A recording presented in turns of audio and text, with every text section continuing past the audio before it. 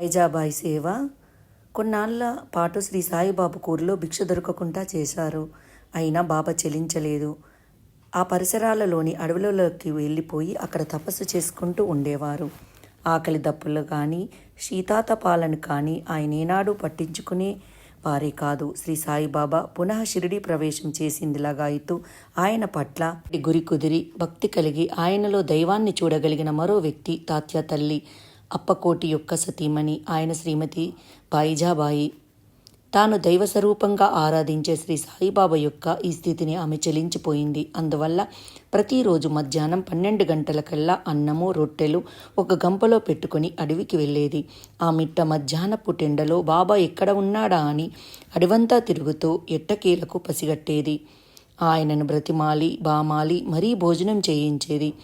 1-2 రోజుల తర్వాత బాబా ఈమెకు అందకుండా అడవిలో చాలా లోపలికి వెళ్ళిపోయి గుబుర్ల మధ్య కూర్చుని తపస్సు చేసుకునేవారు.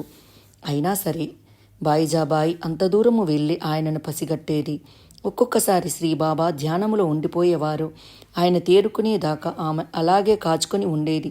తానొక వంక ఎండలో పడిగాపులు పడుతూనే తన పైట చెంగుతో సాయికి ఎండ తగలకుండా ఆచ్ఛాదన చేసేది.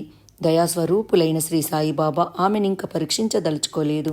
ఆమె భక్తిని అంగీకరించారు. అలాగే ఆమె యొక్క మానవీయమైన మమతను కూడా అంగీకరించారు. తన తల్లిదండ్రులు ఎవరో ఊరు వాడలేమిటో అసలు తన పేరేమిటో కూడా ఎవరికీ తెలియనియని శ్రీ సాయిబాబా ఆ భక్తురాలికి తమ్ముడుగా తాత్యాకు మీనమామగా మారిపోయాడు. మరి ఇంకొన్ని కథలతో మళ్ళీ కలుసుకుందాము. Thank you.